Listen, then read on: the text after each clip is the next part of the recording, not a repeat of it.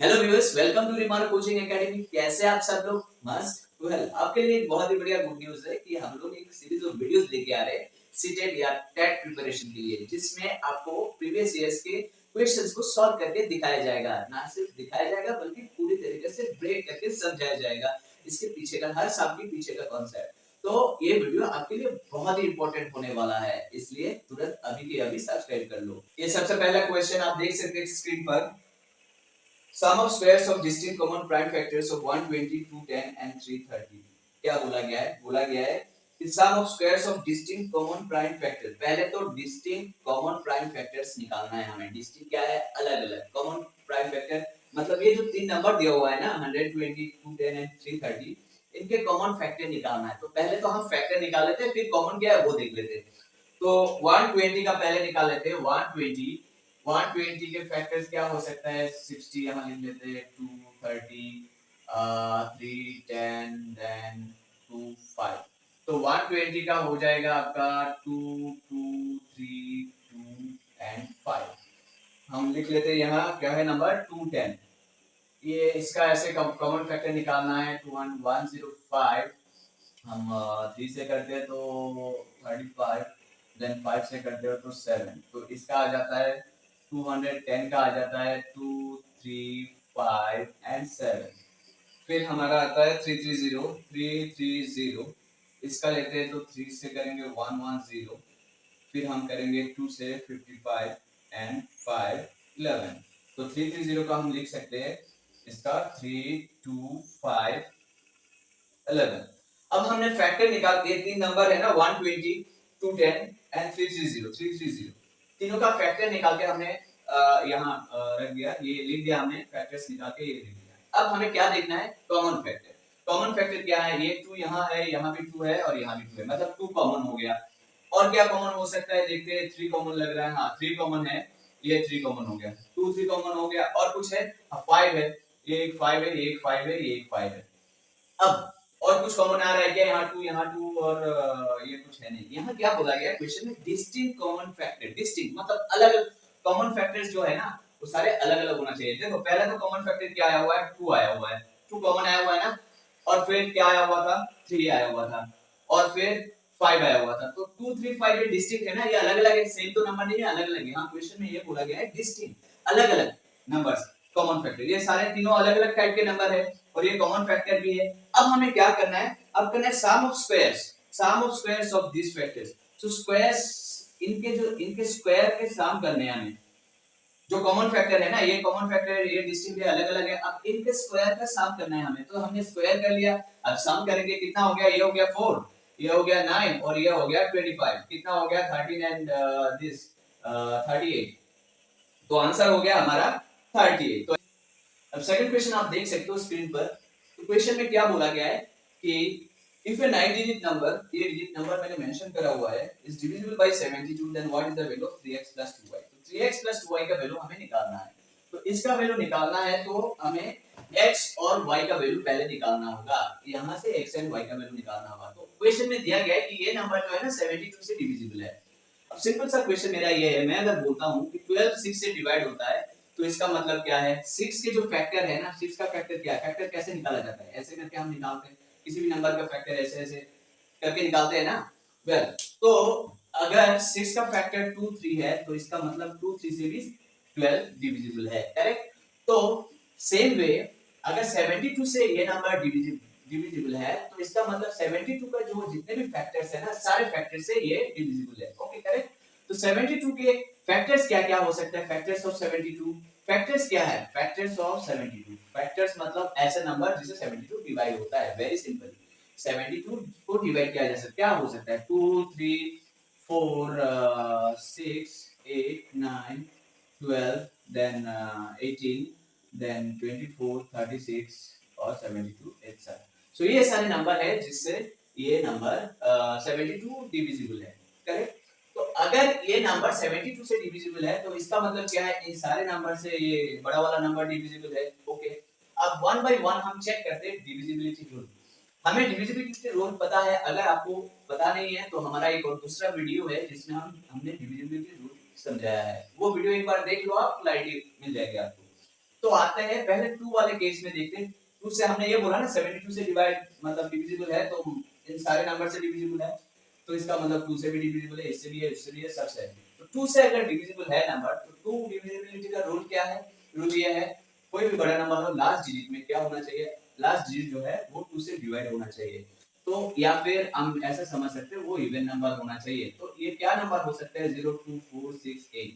Last वाले digit में ये नंबर हो सकता है, पॉसिबिलिटी है। दूसरा अगर 3 लिखूं 5 लिखूं तो 2 से तो डिवाइड हो नहीं रहा है, नहीं होगा ना। तो इसका मतलब y का पॉसिबल वैल्यूज ये सारा हो सकता है, क्योंकि ये नंबर 2 से डिविजिबल है, तो y के पॉसिबल वैल्यूज ये हो सकते हैं। ओके, हमने लिख दिया 0 2 4 6 8। अब आते हैं इस वाले केस में, लास्ट वाले केस में हम कोशिश कर रहे हैं कि जानने की कि y का वैल्यू क्या हो सकता है। 2 वाला हमने चेक कर लिया, फिर आते हैं 4 वाले केस में। 4 वाले केस में क्या होता है? 4 वाले केस में हमारा रूल क्या है? डिविजिबिलिटी रूल की लास्ट 2 डिजिट नंबर अगर 4 से डिवाइड होता है तो पूरा एंटायर नंबर 4 से डिवाइड होगा। अब यहाँ तो y के पहले वाले केस से हमें पता चला कि ये 5 पॉसिबिलिटी, ये 5 नंबर हो सकते हैं, 5 डिजिट्स हो सकते हैं, ये 100% श्योर है, और उनमें से एक नंबर एक डिजिट तो होगा ही होगा। अब 4 से डिविजिबिलिटी रूल ये दो नंबर, अब यहाँ अगर मैं ये सारे नंबर पुट करके देखूं कि किससे 4 डिवाइड होता है। अगर यहाँ अगर 0 होता, 80 होता, 4 से क्या डिवाइड होता? हाँ होता है, 84 से डिवाइड होता है करेक्ट। यहाँ अगर मैं 2 पुट करता 82, क्या 82 4 से डिवाइड होता है? नहीं होता है, तो नहीं। अगर मैं यहाँ 4 पुट करता तो 84 होता है, 4 से डिवाइड होता? हाँ होता। अगर मैं 6 पुट करता यहाँ तो 86 होता, डिविजिबल होता? नहीं होता। अगर 8 पुट करता है 88 होता, 4 से डिविजिबल होता। तो ये है। तो सेकंड वाला चेक करने के बाद हमें ये पता चला कि ये 6 और 2 तो नहीं है, कोई चांस ही नहीं है। चांस ये है ये 3 नंबरों का चांस, 3 डिजिट का चांस है। अब इनमें से तो कोई एकदम श्योर शॉट होने वाला है। अब नेक्स्ट क्या करेंगे? नेक्स्ट हम देखेंगे कि 8 से 8 का जो डिविजिबिलिटी रूल है, क्या रूल था? रूल ये था, लास्ट 3 डिजिट नंबर अगर अगर 8 से डिवाइड होता है तो पूरा नंबर 8 से डिवाइड होगा। Very simple. तो लास्ट 3 डिजिट क्या है? लास्ट 3 डिजिट 7 8 और ये y का वैल्यू हमने ये 4 वाले टेस्टिंग से हमें पता चला ये तीन में से, तीन नंबर में से एक तो होगा ही होगा। तो तीनों नंबर पुट कर, एक नंबर ये, एक नंबर ये और एक नंबर ये हमारे पास आ गया। तीनों को अगर 8 से डिवाइड करते हैं तो 8 से डिवाइड होता है क्या? 8 9 जा 72 और ये आ गया 60। अब ये देखने से लग रहा है ये डिवाइड तो होगा नहीं। अब ये करके देखते हैं, 8 9 जा 72 और 64, 8 8 जा 64। हाँ ये तो हो गया, ये वाला केस तो हो गया, ये वाला केस हो गया।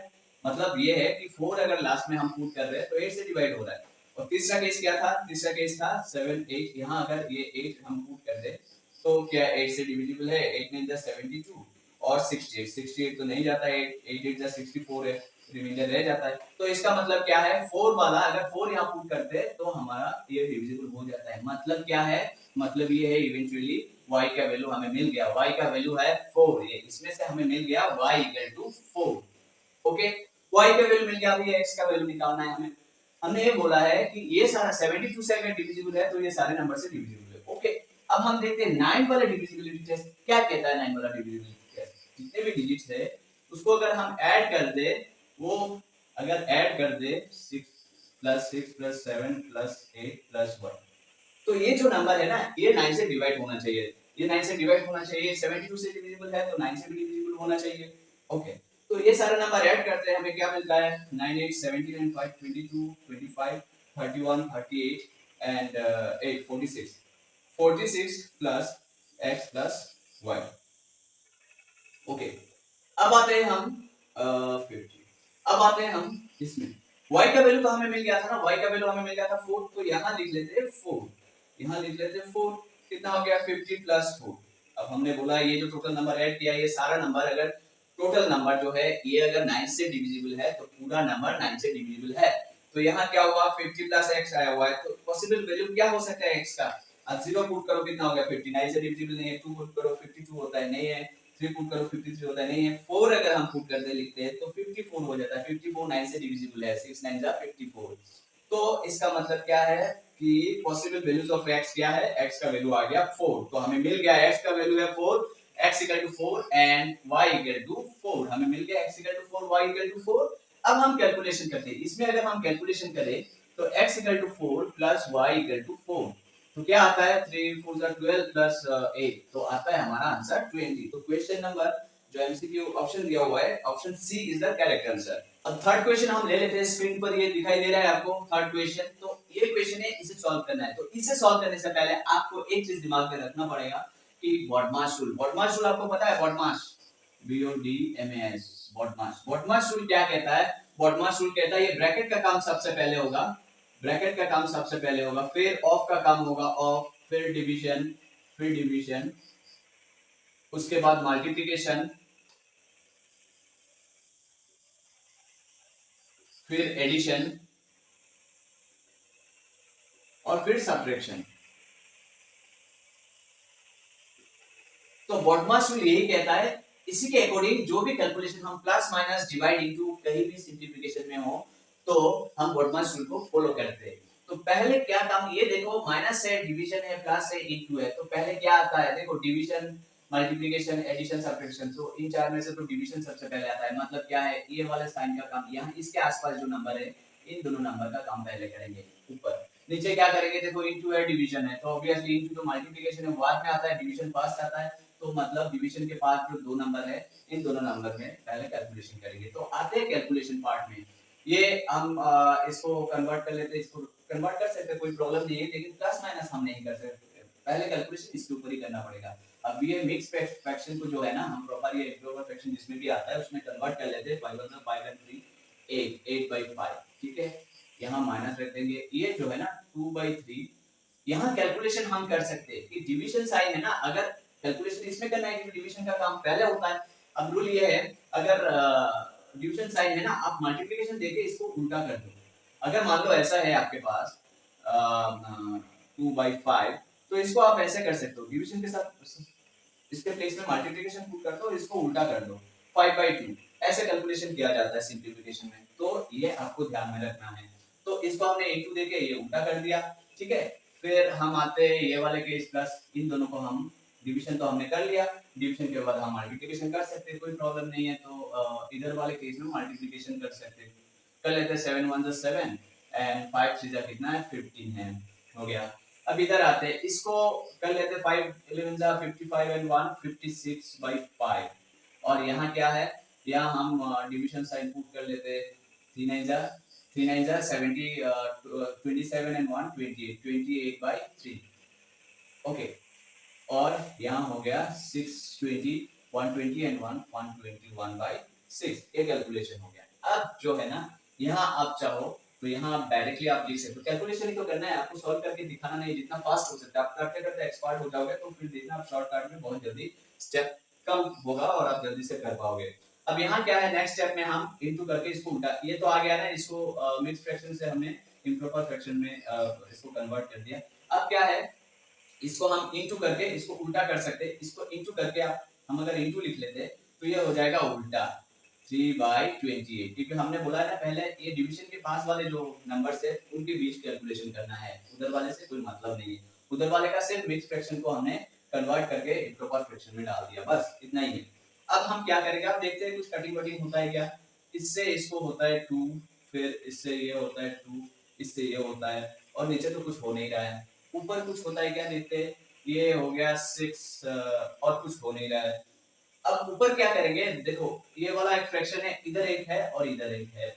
यहाँ क्या है, 5 है, यहाँ ये तो एक नंबर हो जाएगा, इंटू है ना, तो ऊपर तो 1 × 13 और नीचे 3 × 16 मतलब 18। हम लिख लेते हैं इसको, कोई बात नहीं, इसको लिख लेते हैं ऐसे 13/18 प्लस 7/15, और ये हो गया हमारा 121/5, ये लिख लेते हैं। उसके बाद हम आते हैं ऊपर वाले पेज में, क्या करेंगे हम एलसीएम लेंगे। 5 18 और 5 18 और 15 कितना होगा, 19 होगा। अब दिखा देते कैसे है, ये 18 और ये 3। अब हम 3 से करेंगे 6 और ये हो गया 1, तो ये हो गया। हम अब मल्टीप्लाई करेंगे, इससे इसको ये सारा मल्टीप्लाई करेंगे, सारा मल्टीप्लाई करने पे कितना आता है, 90 आता है। अब ये एलसीएम करने का स्टाइल है। अब ये 8 हमने यहाँ लिख दिया और 5 से इसको डिवाइड करेंगे, कितना हो गया 18 यहाँ लिखेंगे, माइनस 13 यहाँ लिखेंगे, इंटू 18 से इसको डिवाइड करेंगे कितना है 5 है, प्लस 7 इंटू 15 से इसको डिवाइड करेंगे आता है 6, यहाँ लिख देंगे और यहाँ लिखेंगे 121/5। अब आते हैं स्टेप यहाँ, इसको यहाँ लिखते हैं 8 18 144 माइनस 65 प्लस 42 और फिर नीचे 90 और हमारा आता है नीचे 120/5। अब हम क्या करेंगे, देखो इसका कैलकुलेशन कर लेते हैं। 144 एंड कितना होता है 166 माइनस 65 डिवाइडेड बाय 90 और ये हो जाता है 121/5। अब ऊपर आ जाता है 160 कितना हो जाता है 101 एंड सॉरी यहाँ मैंने गलत किया है 186 होना चाहिए, तो ये आ जाता है हमारा 121/90 डिवाइडेड बाय 121/5। अब इसको क्या है, अगर फ्रैक्शन के नीचे फ्रैक्शन होता है तो हम नीचे वाला फ्रैक्शन को उल्टा कर देते हैं, उल्टा करके ऐसे हो जाता है, तो ये ऊपर आ जाएगा, ये इधर चला जाएगा, ये नीचे वाला ऐसा है ना, इसको पूरा ऐसे उल्टा कर देते हैं, तो 121 के साथ 5 आ जाएगा और 90 के साथ 121 आ जाएगा। अब 121 कैंसिल, 5 18 जा हो गया 90, तो 1 बाय आंसर हो गया। क्वेश्चन हमने सॉल्व करके दिखाया इस वीडियो में। अभी रात के 1:30 बज रहा है और आपके लिए वीडियो बनाया है। एनीवेज, वीडियो को अगर अच्छा लगे तो लाइक कर देना और अगर कोई क्वेश्चन रहता है इससे रिलेटेड कुछ समझ में ना आए तो आप कमेंट बॉक्स में जाके कमेंट कर लेना या फिर आप हमें मेल कर सकते हो rimarocoaching@gmail.com।